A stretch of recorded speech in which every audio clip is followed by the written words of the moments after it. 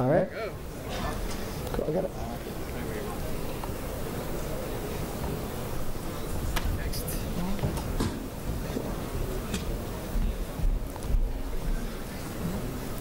All right. Cool. Thanks, everyone, for your patience there. We just took a little time to get some stuff sorted out on the network connection.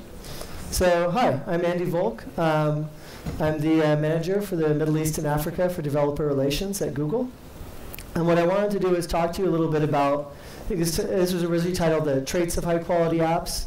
But really what I'd like to focus in on are tactical things that you can use right now as developers to improve the quality of your apps. So this will be a little shorter than we originally planned, but we'll move everything right along here. Cool. So when I refer to apps, what I'm talking about is you could be looking at web-based applications or like native Android applications on mobile devices. I've taken a lot of the tips here and tried to kind of balance them across both platforms and look at what you can do there, so you end up with the highest possible reach. All right. So just right off the bat, I really like to look at how can you measure the quality of an application. Like, what does a great app look like? How do you know when you've made your app better or worse? How do you test changes out? Things like that. And the reason you want to focus on what your app quality means is that, obviously with a better app quality, if you're in something like the Google Play Store, you'll get better ratings. In particular, you'll see your engagement rise, and then that will also help people to complete your funnel, whether you're looking to convert users to sign up or whether you're looking to monetize your existing users and so forth. With Google Play Store, you're looking at a lot of things around app quality, like average rating for your app.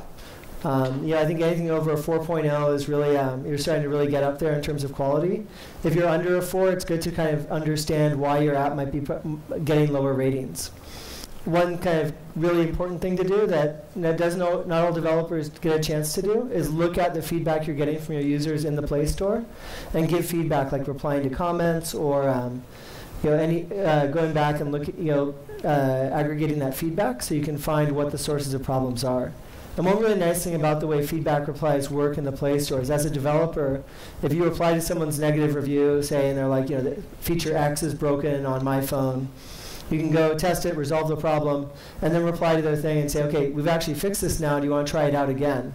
That feedback to the developer goes back to them as an email, and then they might potentially come back to the store, raise their review, and so it's a nice way to kind of start responding to them, showing that you're there, and then also showing other people who are using the app, or looking at that page in the Play Store, that you care about their experience and you're improving the app. Another key area is looking at how do you keep the app experience light, whether you're looking at on Android, say looking at having a smaller APK, which will increase your downloads and be able to make updates much easier for your target users, and also looking at kind of the quality of how do you keep your mobile experience light if you're doing like a web-based application. Now, looking at web-based apps, one thing that I've found really helpful is page speed tools. So if you've used the page speed tools that Google's put together, there's a whole package of them. They're all about making your web experience faster and also lower bandwidth, which means not just that your users are going to be happier because things are loading faster, it's going to lower your costs of serving since you're not having to serve as much content, and the cost for your users to consume it as well. So one of my favorite tools to use out of this set would be PageSpeed Insights. You can just go to that website on Google. There's the URL in the upper right corner. You can type in the URL of your website. It immediately breaks down the feedback on a set of actionable tips. Like, you could use lossless image compression on these set of images and save, say, 200K every time somebody loads your homepage. There's a whole, but it's a very comprehensive set of items that it goes through, and it looks at both what can you do to kind of reduce the speed, reduce the size of what you're serving and serve it faster, and also things you can improve in the user experience. And then it breaks down tips for both mobile and desktop, so you can get a feel for how to test that across the two platforms people might be consuming on. In addition, there's also a plugin that you can use with Apache or Nginx to be able to do some of these optimizations on the fly if you'd rather do it that way. Another key area for developers is support. Like, what are the support models that really work for developers? How can you get, when you're trying something new out, how do you get the best answers possible? One area that's really helpful is Stack Overflow. So there's a lot of Android community support in there, a lot of support on the different Google platforms.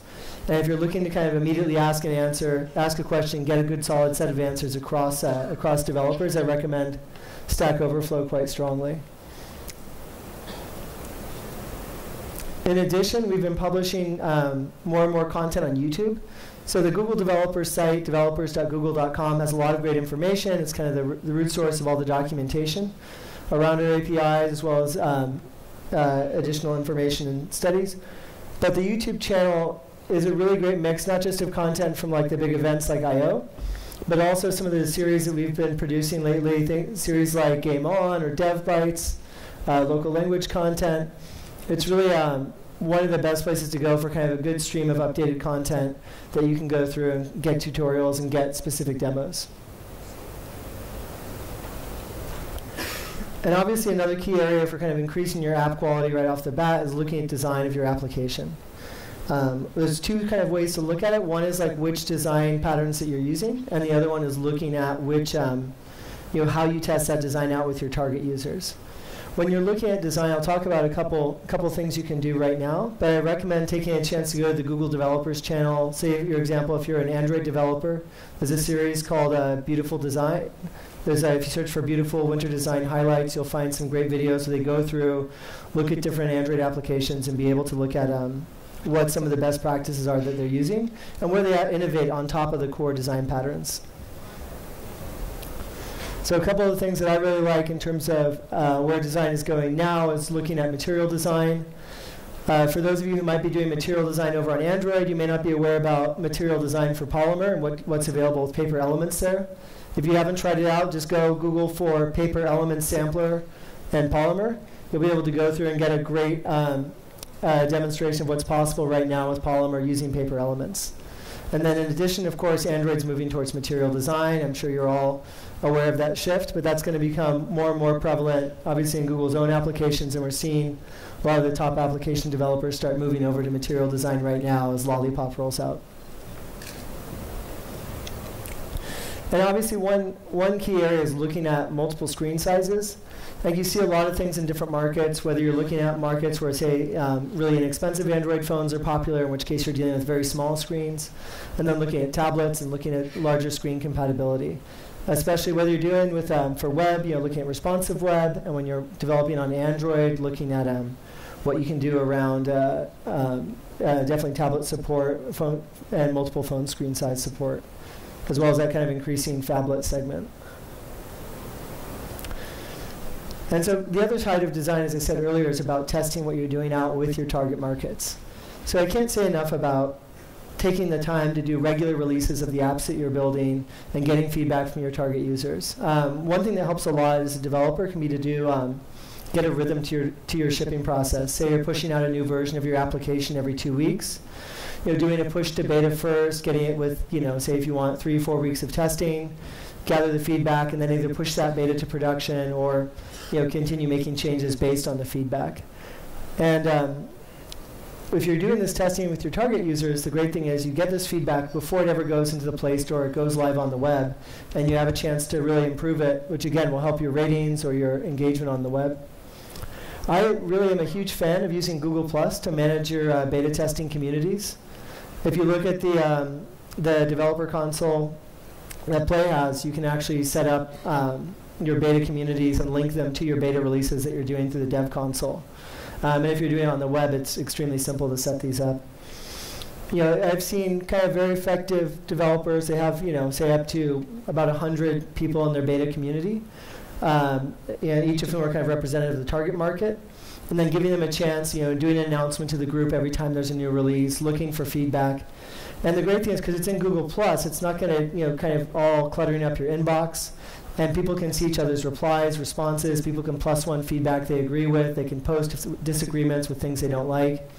And it's a really effective way just to kind of gather that feedback together and make it all transparent. I participated on a number of these, and they've worked extremely well. And then you can kind of keep pushing out new versions, responding as you develop, and iterate on top of that. And then looking at how do you increase the number of installs if you're dealing with a Android application and getting more and more installs. Obviously, there's looking at app marketing, but there's also, with your advertising, but there's also some free services you can use to kind of increase the uptake of your application. So if you've already got a large web presence, using one-click installs from your website can be a really powerful way to drive installs.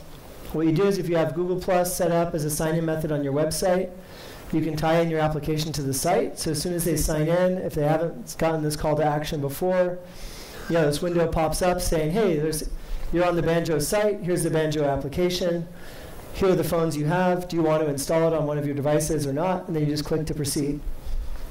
That's got about a 40% app install acceptance rate, so that's a very powerful method to use. In addition, obviously on your own website and on your online marketing, if you're using the Google Play badge, it has a large increase on the number of downloads. I think we've seen it at about 47% more likely to download. And then finally looking at how do you expand your skill sets as developers? What do you do to build on your existing pool of knowledge? One of the great things that we've done are these the Android courses that Google has built with Udacity. So these are available on the Udacity site. The basic courseware is downloadable for free, so you can go through and go through the courseware without having to sign up and without having to pay for the Udacity site. And if you do want that premium experience that Udacity offers, where you get the premium support, you get a certificate when you successfully complete it, you can also pay for that. And one of the nice things that we're doing right now is working with the Google developer groups worldwide to create Udacity study groups. And so if you're interested in kind of getting access to this material as well, I know the GDGs are looking at how they participate in this and can run their own study groups. But it's available to anyone regardless of whether or not they're in a GDG. And developing Android apps is one of the ones that I recommend quite a bit when people are asking me, well, where do I find more Android developers? My company needs more Android devs. We're out. What do we do? If you're already developing in Java, developing Android apps is a great initial walkthrough through that. And obviously UX design for mobile developers will help you kind of up your game on the design front. And then additionally, these are some of the programs we've run through GDGs, just to give you a feeling for that. So as I mentioned, we're doing these Udacity study groups right now, or the GDGs are preparing now, and they'll be running the actual study groups in Q1. But also we've been putting together packaged sessions that the GDGs can run. We did Polymer Polytechnic just recently here. I think the sessions are finishing now, where you can walk through, here's what Polymer is, here's how to use it, and there's tons of information there, from hackathon guides to speaker materials and information like that. At the start of the year in February, we did the Dart Flight School, another kind of set of information where the GDGs can run their own classes and move forward. And obviously we've been working on getting more information out around cloud as well. And that's it. Sort of a quick, it's a relatively quick run through, but that's a little bit about some tactical tips that you can apply to improve your app quality. And as an additional note, if any of you are interested in, if you're doing web application development, I highly recommend checking out Chrome Remote Debugging. Not all developers have had a chance to use this, but it's super powerful. It's a great way to really use your mobile device and preview what you're doing and also debug on the desktop. Cool. So thanks very much. And does anyone have any questions?